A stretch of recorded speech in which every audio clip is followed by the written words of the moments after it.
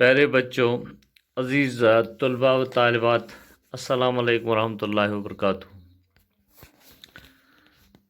جیسے کہ آپ جانتے ہیں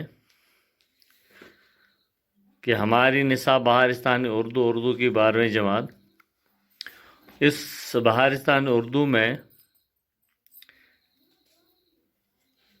علی سردار جعفری کی مشہور نظم نیند شامل ہے۔ آئیے سب سے پہلے ہم علی سردار جعفری کے حالات و زندگی اور شاعرانہ خصوصیات پر بات کرنے کی کوشش ہم کریں گے۔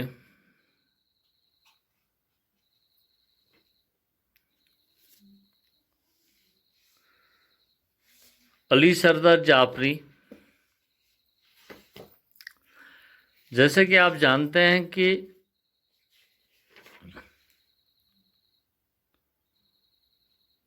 جعفری صاحب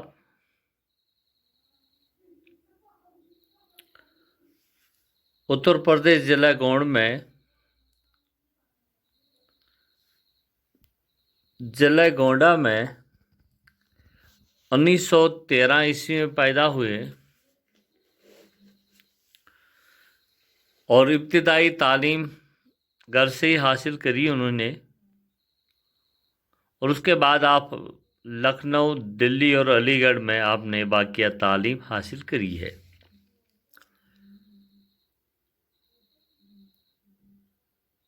سبھی یہ جانتے ہیں کہ علی سردار جعفری شروع سے ہی ترقی پسند تحریک سے وابستہ تھے۔ اس کی ایک عمدہ مثال لکھنؤ سے ایک رسالہ جو نکل رہا تھا، نیا ادب، اور بعد میں یہ ممبئی چلے گئے اور وہیں سکونت اختیار کی۔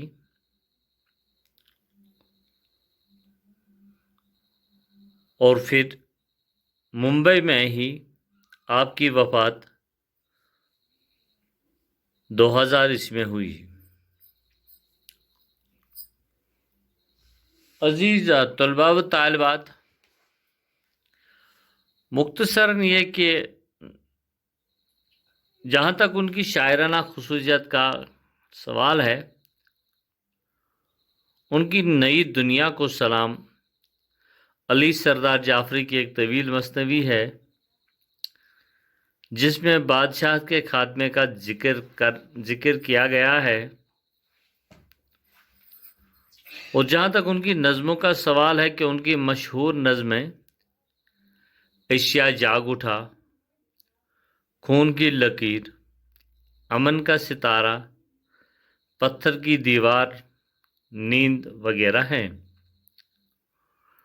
اور ان نظموں میں انسان کے باہمی ربط اور آپسی رشتوں کا احساس ہونے کے ساتھ ساتھ قومی اور بین الاقوامی ہم آہنگی کا رجحان بھی موجود ہے۔ آپ کی دیگر تصانیف میں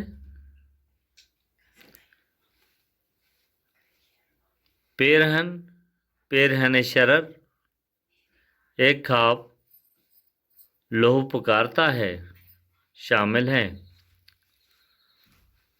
آپ کی ایک کتاب ترقی پسند ادب بھی ہے۔ ممبئی سے کئی سالوں سے رسالہ گفتگو ان کی ادارت میں نکلتا رہا۔ سردار جعفری بنیادی طور پر شاعر تھے، لیکن آپ نے نثر میں بھی اپنی اہلیت کو منوایا۔ آپ نے اپنی تحریروں کے ذریعے سماجی اور معاشی نابرابری، انسانوں کے سیاسی استحصال کے خلاف آواز اٹھائی۔ ان کی تحریروں کے خاص موضوع سماجی مساوات، انسان دوستی، امن سلامتی ہیں۔ انہوں نے اردو شاعری میں ترقی پسند رجحان کو پروان چڑھانے میں اہم رول ادا کیا۔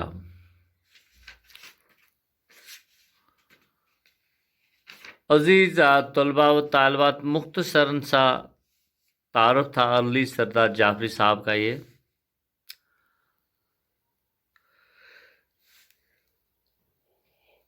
جہاں تک نظم نیند کا سوال ہے، یہ نظم انہوں نے اپنے بچے کی پہلی سالگرہ پر لکھی ہے. علی سردار جعفری زبان و بیان پر خاصی قدرت رکھتے تھے. موضوع مناسب تشبیہات و اشتہارات کا استعمال نہایت خوبی سے کرتے تھے. ترکیب پسندی میں اس طرح غرق تھے آپ ترکیب پسند میں اس طرح غرق نہیں ہوئے کہ روایت سے رشتہ توڑ، بلکہ شاعری روایت کو باضابطہ طور پر برقرار رکھا. عزیز طلباء و طالبات، آئیے اس نظم نیند کے چند اشعار پڑھنے کی ہم کوشش کریں گے اور اس کے بعد پھر دیکھیں گے، ان کی تشریح کرنے بھی ہم کوشش کریں گے. رات خوبصورت ہے، نیند کیوں نہیں آتی؟ ان کی خشمگین نظریں کھو گئی سیاہی میں.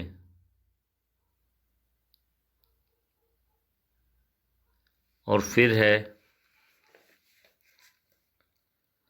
آہنی کڑوں کا شور، بیڑیوں کا جھنکاریں، قیدیوں کی سانسوں کی تند و تیز آوازیں، جیلروں کی بدکاری، گالیوں کی بوچھاریں، بے بسی کی خاموشی کی فریادیں، یہ نشیں اندھیرے میں شب کی شوخ دوشیزہ، خاردار تاروں کو، آہنی حصاروں کو پار کر کے آئی ہے بھر کے اپنے آنچل میں. جنگلوں کی خوشبوئیں ٹھنڈک پہاڑوں کی میرے پاس لائی ہیں. نیلگو جوا سینہ، نیلگو جوا باہیں، کہکشاں کی پیشانی، نیم چاند کا جوڑا، مخملیں اندھیرے کا پیرہن لرزتا ہے. وقت کی سیاہ زلفیں خاموشی کے شانوں پر خم بخم مہکتی ہیں اور زمین کے ہونٹوں پر نرم شبنمی بوسے موتیوں کے دانتوں سے کھلکھلاتے ہنستے ہیں. رات خوبصورت ہے، نیند کیوں نہیں آتی؟ عزیز طلباء و طالبات،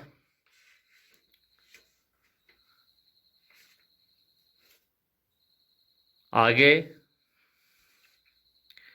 رات پینگ لیتی ہے چاندنی کے جولے میں، آسمان پر تارے ننھے ننھے ہاتھوں سے بن رہے ہیں جادو سا. جھینگروں کی آوازیں کہہ رہی ہے یہ افسانہ، دور جھیل کے باہر بج رہی ہے شہنائی. ریل اپنے پہیوں سے لوریاں سناتی ہیں. رات خوبصورت ہے، نیند کیوں نہیں آتی؟ روز رات کو یوں ہی نیند میری آنکھوں سے بے وفائی کرتی ہیں. مجھ کو چھوڑ کر تنہا جیل سے نکلتی ہے. ممبئی کی بستی میں میرے گھر کا دروازہ جا کے کھٹکھٹاتی ہے ایک ننھے بچے کی. انگٹھیوں کے بچپن میں میٹھے میٹھے خوابوں کا، نرم نرم گالوں کو، گرم گرم آنکھوں کو جھک کے پیار کرتی ہے ایک حسین پری بن کر. لوریاں سناتی ہے، پلنا ہلاتی ہیں.